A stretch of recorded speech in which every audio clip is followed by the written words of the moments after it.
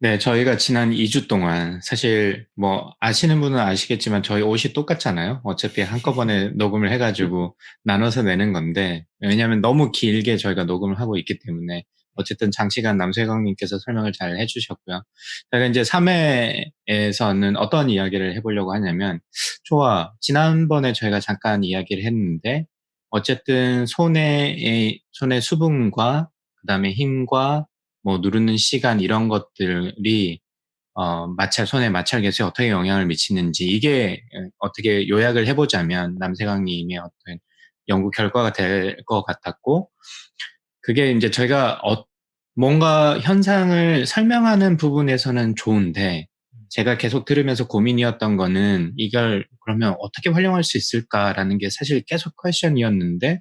마지막 부분에 남세강님께서 설명을 해주실 때 이게 로봇 같은 데에서 이게 데이터를 잘 모아가지고, 지금 후속 연구를 하고 계신 부분에 데이터를 잘 모아가지고, 어떤 수식이 나온다면, 상관관계에 따른 수식이 나온다면, 그걸 갖다 적용할 수 있지 않을까라는 부분에서 저도, 그렇겠구나라는 생각이 좀 들었습니다. 그래서, 어, 이야기를 잘 들었고, 햅틱이, 아까 저 같은 경우는 되게 중요하다고 느꼈던 게, 그 촉각이 사실 굉장히 복잡하다는 거에 대해서 완전 공감하고요. 그리고 연구가 안 된 이유가 그렇기 때문이라고 설명하셨는데, 그렇겠구나라는 생각이 들더라고요. 그리고 네. 저희가 생각을 해보면 아직도 로봇이 이렇게 뭐 어떤 물건을 잡고 이런 부분에 있어서 이게 굉장히 이게 쉬운 게 아니고 그런 면에서 사람의 감각이 얼마나 잘 발달되어 있는지 이게 참 대단하다라고 제가 느낄 때가 많았는데 그런 부분을 이렇게 진짜 긁어주시는 것 같아서 너무 재밌고 의미 있는 연구가 아니었나 싶습니다. 그래서 오늘은 응용편이니까 이거를 과연 연구는 진짜 멋있는 것 같은데 음. 그래서 우리가 늘 하는 말 있잖아요. 그래서 어쩔 건데. 그래서 오늘 그래서 어쩔 건데 이 이야기를 좀 해보려고 합니다. 그래서 저희가 뭐 정답을 가지고 얘기한 건 아니라 그냥 이런저런 서로의 느낀 바를 조금 이야기를 좀 자연스럽게 나눠볼까 합니다. 그래서 먼저 그 세강님께서 연구를 실질적으로 수행을 하셨으니까 하시면서 네. 만약에 이게 결과가 나오면 뭐 어떻게 쓸 수 있겠다라는 생각을 가지고 하셨는지 혹은 뭐 컨퍼런스 같은 데서 발표를 하시면서 이런 얘기가 또 있었을 수가 있잖아요. 아니면 네. 네. 교수님이랑 말씀을 나누시면서 어떤 분야의 이 기술이나 그 연구의 결과를 활용할 수 있을지 뭐 고민한 게 있으면 좀 먼저 공유를 해주시겠어요? 첫 번째로는, 그러니까 접촉을 어떻게 해석해서 어떻게 분석을 해야 뭐 디스플레이 같은 경우 아니면 휴대폰 같은 경우에 센싱의 확률을 높일 수 있을까에 대한 고민을 해봤거든요. 그게 왜 중요하냐면은 지금 슬라이드 보시는 것 같이 네. 요새 자동차에 옛날 같으면은 다 버튼식이나 뭐 다이얼을 돌려서 사람이 자동차에게 어떤 오더링을 내리는 거잖아요. 네. 근데 요즘 자동차는 전부 다 이제 디스플레이로 바뀌고 있는 추세예요. 근데 이 디스플레이가 왜 자동차 업계에서 진작에 할 수 있으면 하려면 했는데 왜 못했냐면은 접촉의 불량률 그리고 그게 접촉이 잘 안 됐을 경우에는 자동차의 뭐 안전까지 연결될 수 있는 그런 이제 문제가 있기 때문에 이제 아직까지 자동차에서의 디스플레이를 채택하는 게 좀 더뎌졌다고 생각을 하는데 예를 들어서 이렇게 다시 한번 잘 생각해 보면은 이게 어떤 문제가 있는지 저희가 잘 생각해 봐야 되거든요. 보시면은 자동차 여기서 운전자가 앉고 운전을 하면서 예를 들어서 에어컨의 온도를 높이고 싶어요. 그러면은 여기 중간 어디에 갖다 대고 손가락을 터치를 하겠죠. 근데 터치를 할 때 예를 들어서 뭐 되게 뭐랄까요? 터치를 하는데 보통 이 방식은 정전 용량 방식이라고 하는데 터치할 때 여러 가지 메커니즘이 있는데 지금 아이폰이나 뭐 삼성폰이나 모든 폰에서 쓰여지는 방식이 정전 용량 방식이거든요. 근데 그 방식은 좀 더 디테일하게 들어가면은 손가락과 그 디스플레이 사이에 전화 교류를 통해서 전화 교류를 통해서 이제 인식이 됐다 안 됐다를 체크를 하는데 이 전화교류를 할 때 손가락이 드라이하면 드라이할수록 잘 안 되는 경향이 있어요. 그래서 예를 들어서 이 운전자가 굉장히 드라이한 손가락을 가지고 있다. 아니면 뭐 모래사장에서 모래를 만지고 왔다 했을 때 접촉을 하려고 하는데 접촉이 안 되고 여기 디스플레이에 어떻게 오더를 내리기 위해서 집중하다가 사고를 날 수가 있는 거죠. 그래서 그러면은 어떻게 인식할 수 있을까라고 봤을 때 그러면은 정전 용량 방식에서 추가적인 어떤 접촉 면적을 계산할 수 있거나 아니면은 접촉 면적이 아니더라도 힘에 의해서 제가 앞서 말씀드린 공식이 있다면 특정 힘에 특정 시간 정도 유지를 한다는 거는 접촉이 됐다는 아니면은 접촉이 됐다는 걸 알 수 있고 그게 아니더라도 이 정도 힘에 이 정도 지속 시간이라면은 접촉 면적이 이 정도 커졌을 거라는 게 충분히 예상 가능한 거죠. 그런 식으로 좀 이런 센싱 기술에 기여를 할 수 있지 않을까 하는 포인트가 하나 있습니다. 네, 저희가 겨울에 장갑 끼잖아요, 자동차. 예, 예, 핸드폰도 요즘 장갑 팁에다가 뭐 이렇게 하는 경우도 있는 것 같은데, 그게 네, 장갑 끼고 운전하다가 이걸 벗는 게 아니라 장갑 같은 경우는 수분이 없으니까 그러면 인식이 안 되는 건데, 그런 그걸 거죠. 예, 갖다가 오히려 수분이 없는 경우에는 아까 말씀드렸던 그런 공식에 의해서 힘을 더 주면, 이게 터치구나, 의도적인 터치구나, 그런 라는 거죠. 걸 계산을 해서 이제 인식을 할 수 있는, 뭐 네, 그렇게 되는 거잖아요. 그죠? 네, 터치를 인식할 수 그리고, 있는 인풋이 늘어나는 거죠. 여러 가지 네. 다양한 그런 거죠. 모델. 예, 네. 네. 이게 차뿐만이 아니라 최근에 보면 스페이스X에서 그 칵핏 디자인을 디스플레이로 다 바꿨잖아요. 근데 네, 자동차도 사실 위험한 도구이긴 하지만 그렇죠. 우주선 같은 경우는 사실 이게 물리적으로 버튼을 만든 이유가 있는 거잖아. 이게 네, 하나의 고장이 날 경우에 물리적인 버튼이 훨씬 더 안전하기 때문에 그런데 지금 뭐 스페이스X의 칵핏이 어떻게 표준화될지 모르겠지만 이게 그렇게 쓰인다면 장갑의 디자인이라든지 아니면 장갑의 어떤 그 수분이나 이런 것 때문에 터치가 잘 안 될 경우 힘으로 그러니까 어떻게 보면 약간 물리적인 거랑 비물리적인 거랑 이렇게 결합된 형태의 어떤 터치가 있을 수가 있겠네요, 그러면. 네. 네, 좋습니다. 정박님은 혹시 뭐 어떤 말씀을 들으시면서 음. 뭐 좀 아이디어가 뭐 좀 있으셨나요? 네.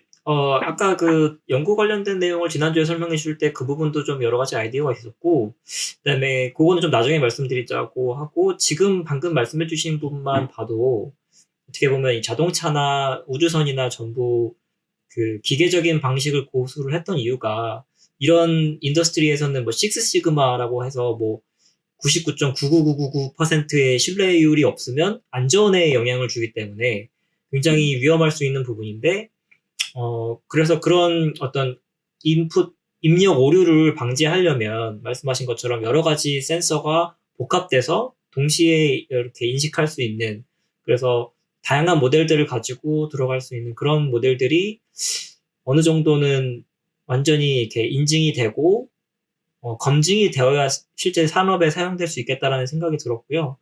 그런 부분에서 지금 갖고 오신 이 분야는 사실 굉장히 잠재력이 큰 부분인 것 같아요.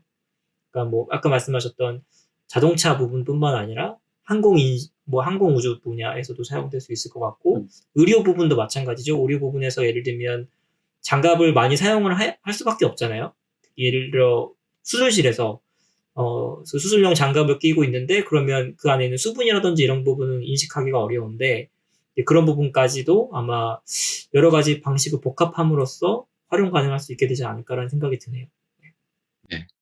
그리고 뭐 이거 터치뿐만이 아니라 지난번에 로봇도 설명을 해주셨는데 뭐 네. 그런 로봇이 어떤 물건을 들고 최근 이제 배달 로봇 이런 것들이 지금 많이 시장이 굉장히 폭발적으로 성장을 하고 있는데 그런 네. 데서 쓰이는 경우도 있을 것 같네요. 그렇죠?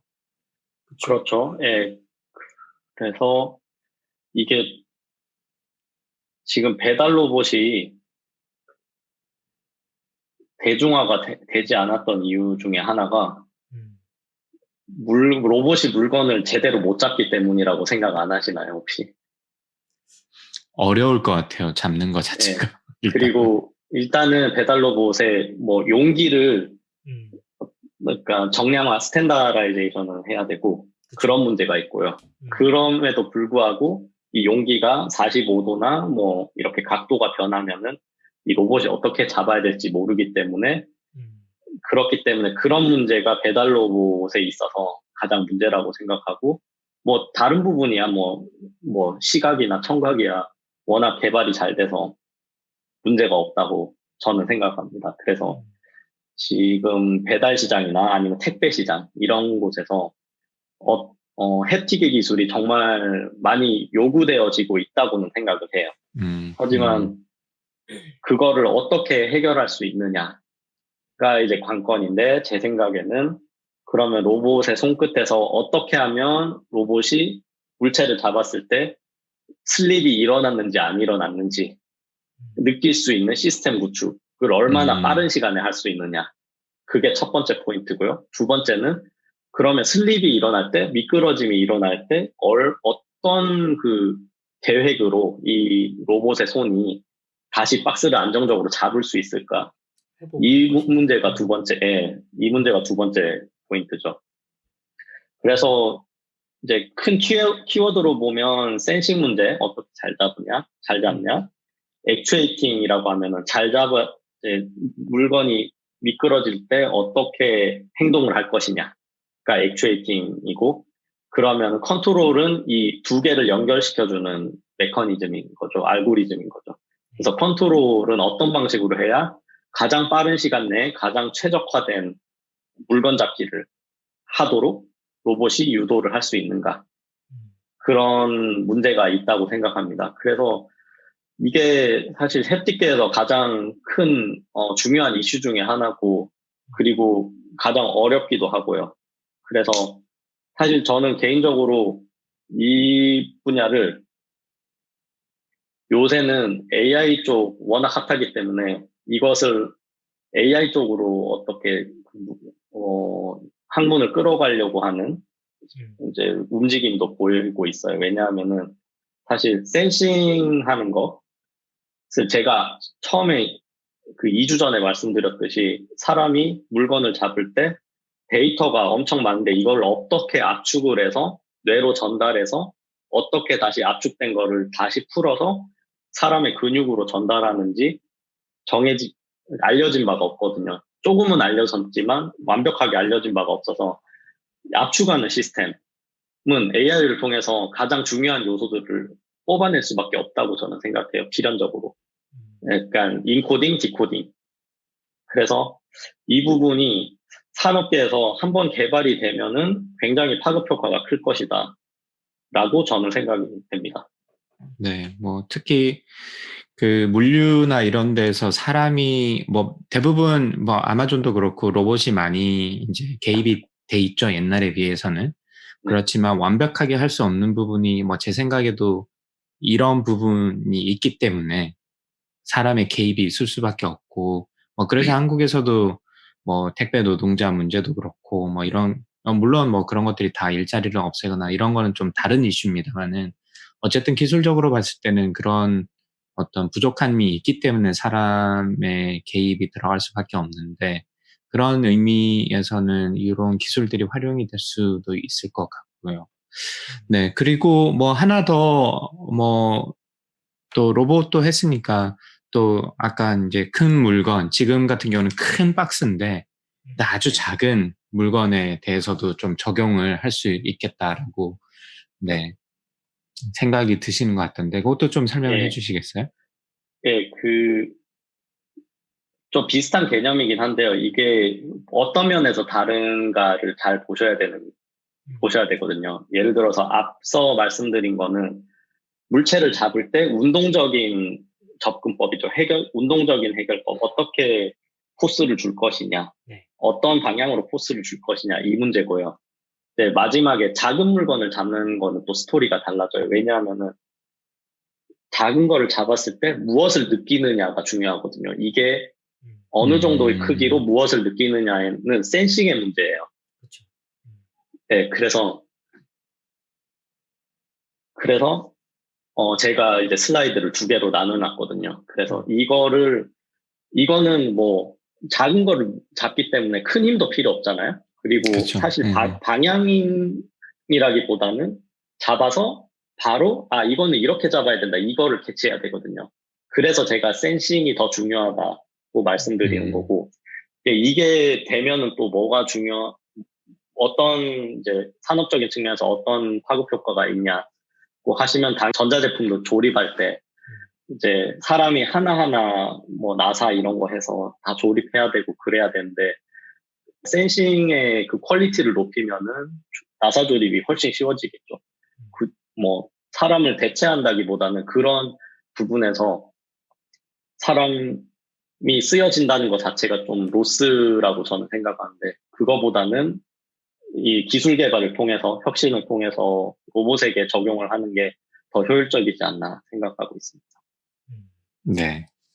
좋습니다. 그러면 이제 요 세 가지는 이제 연구하시면서 고민하셨던 응용 분야, 이 기술이 연구 결과를 바탕으로 뭐 그게 직접적으로 쓰이진 않을 수도 있지만 어쨌든 이런 쪽으로 활용할 수 있지 않을까라고 고민을 해주신 거고 저는 이야기를 들으면서 여러 가지 생각이 좀 났어요. 그리고 일단 햅틱이라는 것 자체에 대한 어떤 중요성이 생각보다 굉장히 크구나라는 게 일단 그걸 느꼈다는 게 저한테는 되게 컸던 것 같고요. 지난주에 말씀하셨던 어떤 요즘 VR 시장이 굉장히 많이 크고 있는데, VR의 어떤 이제 촉각을 느끼게 하는 어떤 센서들, 이런 것들이 중요할 것 같고, 그 넷플릭스에 보시면 블랙미러라는 그 드라마가 있는데, 거기 보면 이제 미래의 약간 디스토피아적인 상황, 어떤 기술의 좀 안 좋은 면에 대해서 좀 여러 가지 에피소드가 있는데, 거기서 이제 VR을 쓰고도 뭐 사람의 인터랙션을 느끼는 뭐 터치를 한다거나 이런 걸 느낄 수 있는 이런 세상이 뭐 올 수도 있겠거니 뭐 이렇게 활용할 수 있을 것 같다는 생각이 들었고 그리고 전반적으로 봤을 때는 UX를 완전 바꿀 수 있을 것 같아요. 지금은 보고 어떤 뭐 터치를 하고 아니면 거기에 반응에 다시 반응을 하고 뭐 이렇게 여러 가지 복잡하게 대부분 자동차를 운전을 하더라도 어떤 디스플레이를 보고 저희가 가서 누르고 거기에 대해서 또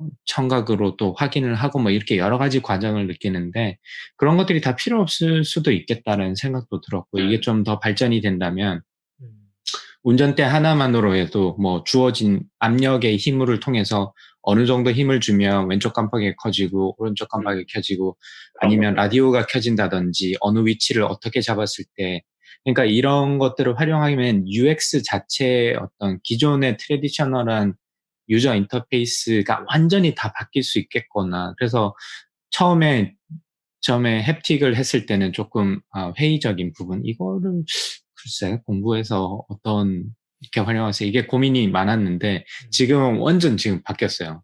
그래서 이게 완전히 바뀔 수 있겠구나. 우리의 일상생활의 모든 것을. 그래서 지난주에도 잘 말씀해 주셨지만 어떤 장애인들에 대해서도 사실 뭐 촉각으로 책을 읽거나 그런 게 있는데 그런 어떤 굉장히 좀 후지잖아요. 굉장히 불편하잖아요. 뭐 키보드 타이핑하는 것도 그렇고 그런 것들도 어떤 촉각이나 아니면 감촉을 통해서 굉장히 많이 발전시킬 수 있겠구나.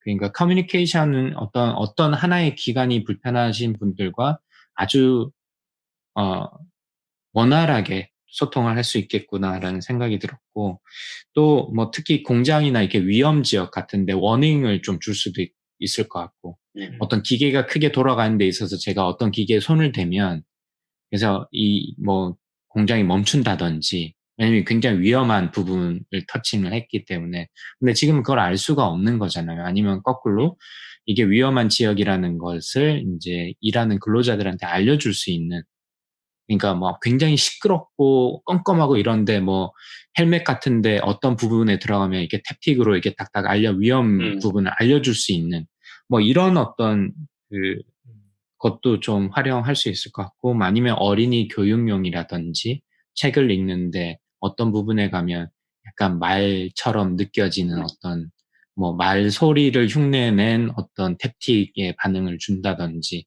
뭐 이런 것도 고민해 볼 수 있을 것 같았습니다. 그래서 생각보다 이게 그냥 단순히 이 기술을 활용하면 이렇게 되겠구나 이게 아니라 진짜 많은 걸 할 수 있겠구나라는 생각이 들었고 지금 요 세 개의 슬라이드를 보면서 또 느낀 게 야, 남세강님은 진짜 터미네이터를 곧 만드실 수 있겠구나 라는 생각이 아, 들었습니다.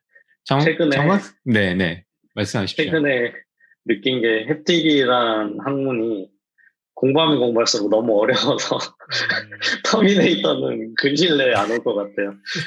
정말 예, 정 박사님 말씀하시죠. 네, 저는 그 터미네이터가 오기 전에 강박님 말씀처럼 이제 어떤 아포칼립스가 먼저 오기보다는 이 사람의 손을 따뜻하게 잡아줄 수 있는 그리고 그 손의 어떤 색이라든지 뭐 사람이 느끼고 있는 긴장감이라든지 이런 걸 땀을 통해서 또 인식을 해서 어떤 불안한 마음을 갖고 있는 혹은 어떤 어려운 상황에 처해 있는 어떤 사람의 감정을 읽어줄 수 있는 그런 손을 잡아주는 로봇이 나오면 참 좋겠다라는 그런 생각이 들었고요. 역시 뿐만 정박님은 아니라 따뜻한 남자야. 따뜻한 남자가 되고 싶은 남자. 그리고 또 뭐 이제 범죄 수사 같은 데 활용할 때도 어떤 거짓말 탐지기의 어떤 보조 역할로서 어떤 뭐 거짓말을 할 때 땀을 흘리는 어떤 손가락에 땀이 나는 그런 어떤 것들을 센싱하거나 이제 그런 식으로도 활용이 될 수 있지 않을까라는 그런 생각이 들었고요. 이 기술의 어떤 발전 방향은 확실히 미래에 크게 여러 가지 응용 분야가 보이는데 이걸 어떻게 응용하느냐는 정말, 네, 어떤 사람이 어떻게, 뭐의 모티베이션을 받아서 어떤 분야로 응용할 것이냐라는 게 굉장히 중요해 보이고, 기술 특허를 꼭, 예, 잘 확보를 하셔야 될 것 같다는 생각이 드네요. 네.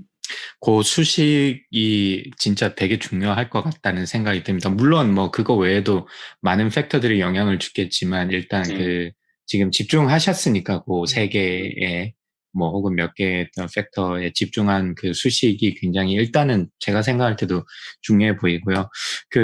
저는 일단 마인드가 좀 바뀌었어요. 이 탭틱이 앞으로 굉장히 저는 뭐 아이폰도 사실 보면 이제 뭐 지문에서 얼굴 레코니션 해서 언락하는 걸로 바뀌었잖아요. 그래서 이런 탭틱이나 어떤 지문이나 어떤 이런 어떤 바이오메트릭의 사용이 좀 줄어들지 않을까 생각을 했는데 말씀하신 거 보니까 이게 미래가 좀 오히려 더 활용도가 굉장히 많겠거나라는 생각이 좀 바뀌었는데 이걸 연구하시는 연구자의 입장으로서 이 미래, 이 햅틱 기술에 대한 미래는 좀 어떻게 보시나요?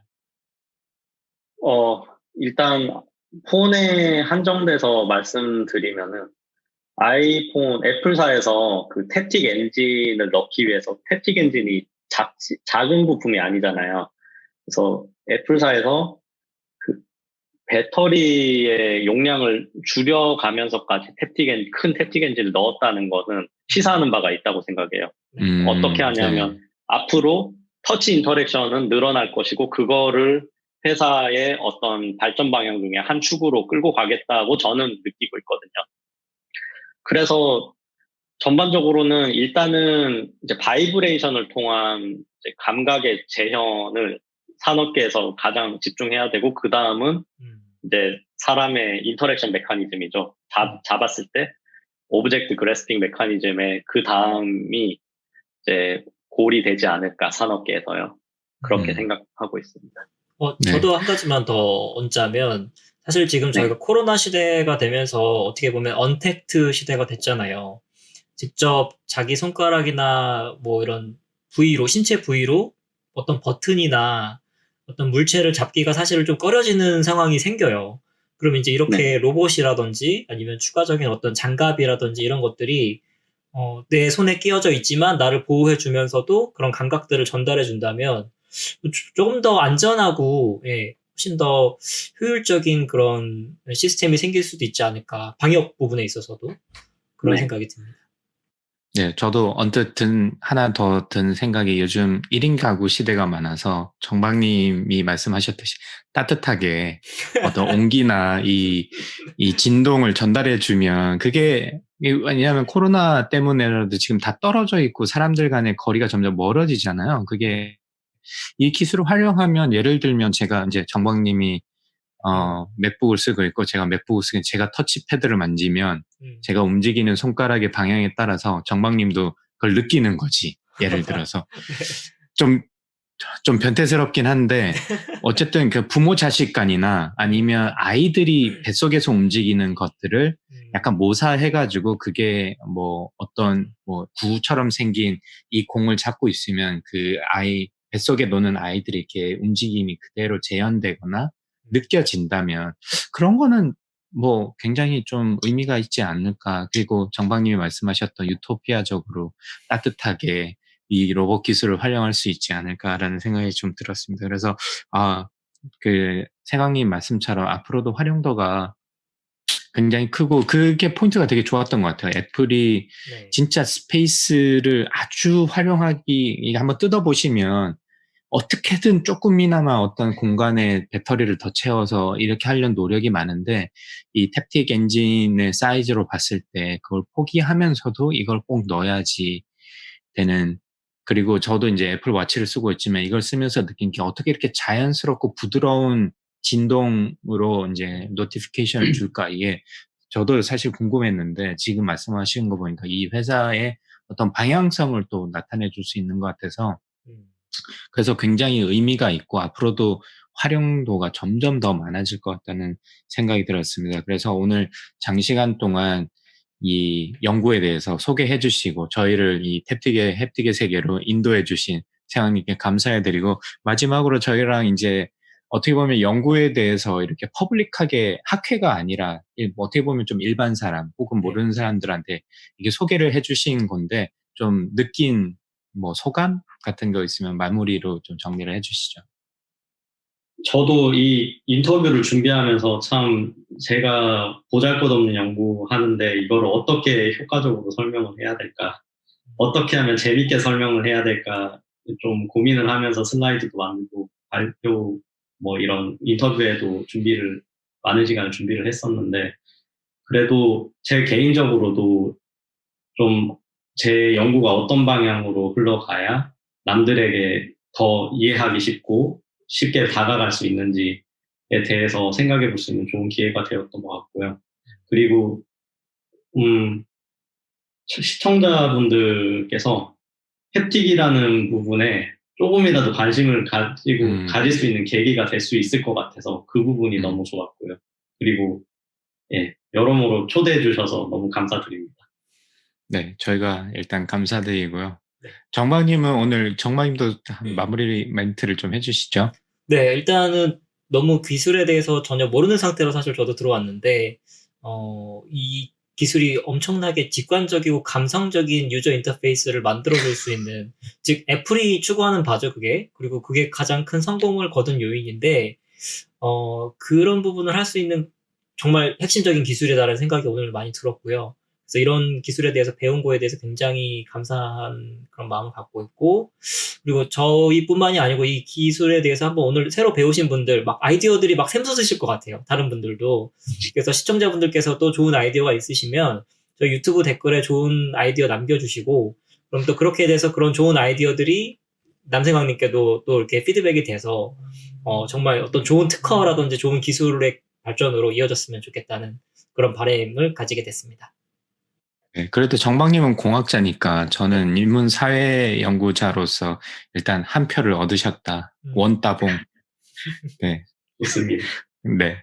그러면 오늘 장시간 인터뷰에 임해주셔서 그동안 좋은 정보를 많이 공유해 주셔서 감사드리고 오늘 수고 많이 하셨고요. 그러면 저희 테크 강정 앞으로도 좀 많이 봐주세요. 세광님. 네, 많이 항상 보고 있습니다. 네, 감사합니다. 그러면 오늘 수고 많이 하셨습니다. 감사합니다. 수고하셨습니다.